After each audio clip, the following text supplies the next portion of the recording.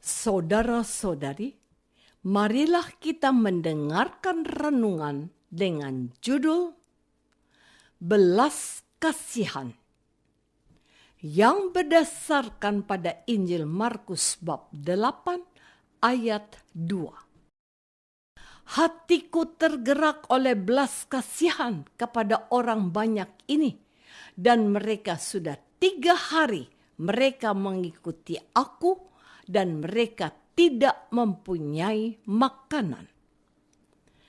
Dalam nama Bapa dan Putra dan Roh Kudus. Amin. Saudara-saudari terkasih dalam nama Tuhan Yesus Kristus.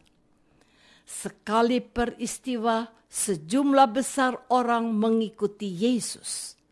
Karena mereka tidak mempunyai makanan, Yesus memanggil murid-muridnya dan berkata, "Hatiku tergerak oleh belas kasihan kepada orang banyak ini. Sudah 3 hari mereka mengikuti aku, dan mereka tidak mempunyai makanan. Jika mereka kusuruh pulang ke rumahnya dengan lapar, mereka akan rebah di jalan, sebab ada yang datang dari jauh." Murid-muridnya menjawab, "Bagaimana di tempat yang sunyi ini orang dapat memberi mereka roti sampai kenyang?" Yesus bertanya, "Berapa roti yang ada padamu?" Jawab mereka, 7. Lalu Yesus menyuruh orang banyak itu duduk di tanah. Sesudah itu, Yesus mengambil ke-7 roti itu, mengucap syukur, lalu memecah-mecahkannya dan memberikan kepada murid-muridnya untuk dibagi-bagikan. Dan mereka memberikannya kepada orang banyak. Mereka mempunyai juga beberapa ikan. Sesudah mengucap berkat atasnya, Yesus menyuruh supaya ikan itu juga dibagi-bagikan. Dan mereka makan sampai kenyang. Kemudian orang mengumpulkan potongan-potongan roti yang sisa sebanyak 7 bakul. Mereka itu ada kira-kira 4.000 orang. Lalu Yesus menyuruh mereka pulang. Akhirnya Yesus segera naik ke perahu dengan murid-muridnya dan bertolak ke daerah Dalmanuta. Saudara-saudari terkasih, mujizat terjadi karena hati Yesus tergerak oleh belas kasihan. Saat itu hanya ada 7 roti yang jelas tidak cukup untuk mengenyangkan banyak orang. Lalu Yesus mengambil 7 roti itu dan mengucap syukur atasnya. Akhirnya 7 roti itu mampu mengenyangkan banyak orang. Bahkan masih sisa, masih lebih.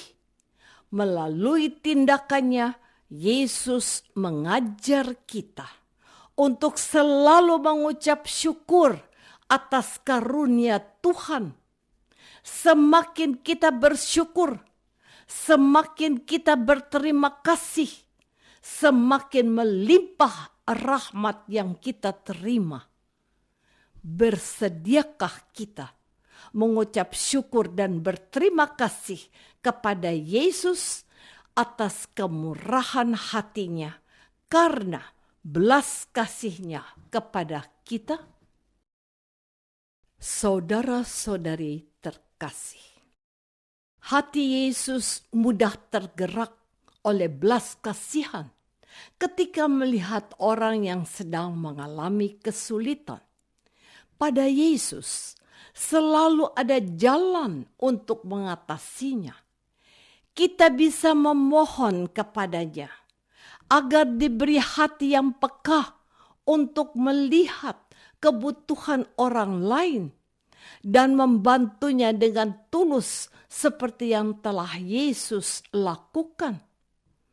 Menyembuhkan orang sakit, menjadikan orang bisu bicara, menjadikan orang tuli mendengar, menjadikan orang lumpuh berjalan, menjadikan orang buta melihat, menjadikan orang gagap bercakap-cakap, menghidupkan orang mati, mengusir roh jahat, setan, serta iblis yang merasuki orang.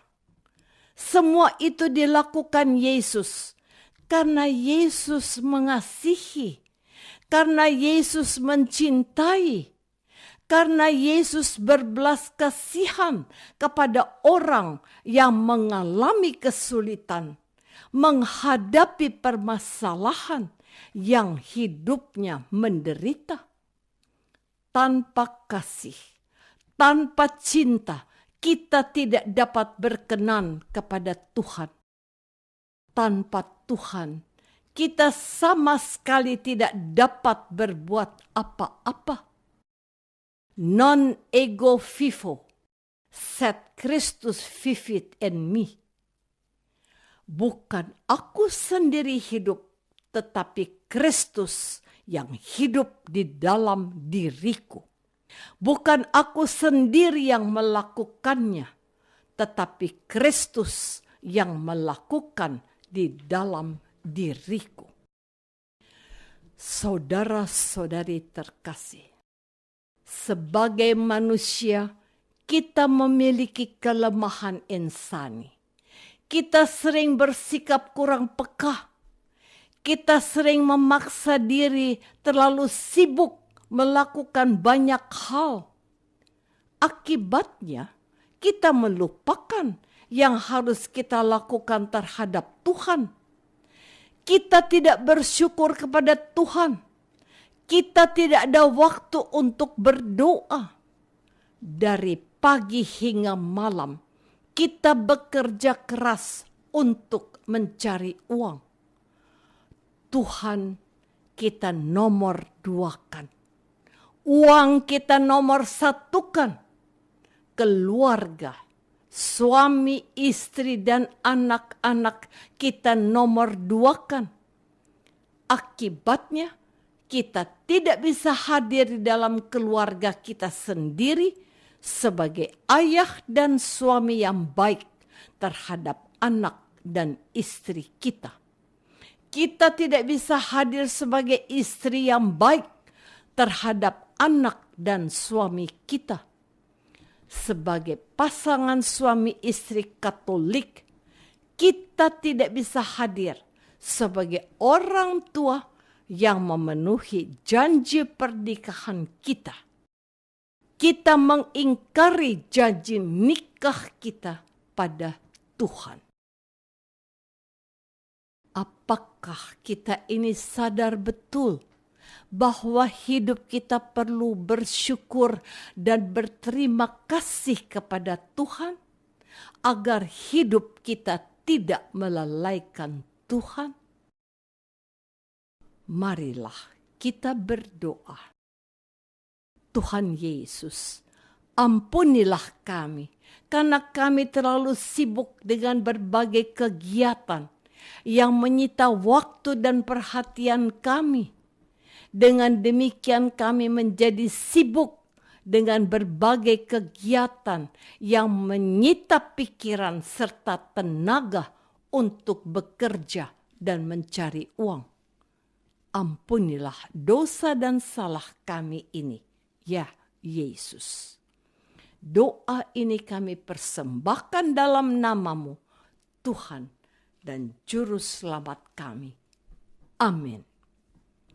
Semoga kita semua selalu dinaungi dan dibimbing oleh berkat Allah yang Maha Kuasa, Bapa dan Putra dan Roh Kudus.